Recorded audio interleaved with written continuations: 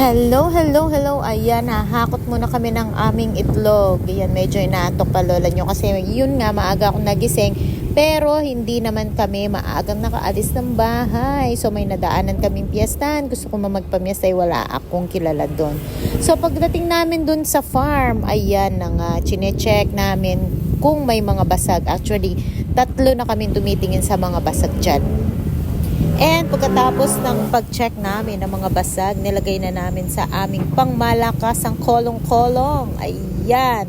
So, nung pauwi na kami, nasiraan pa yung aming pangmalakasang motor. Pero diniretso na namin.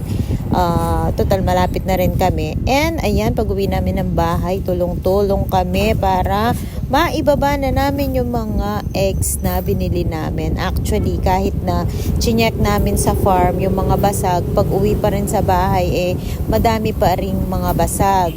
Ikaw naman ang maglakbay ng 3 oras, Char. Hindi, mga 2 hours lang naman.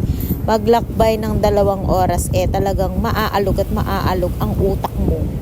So, ayan.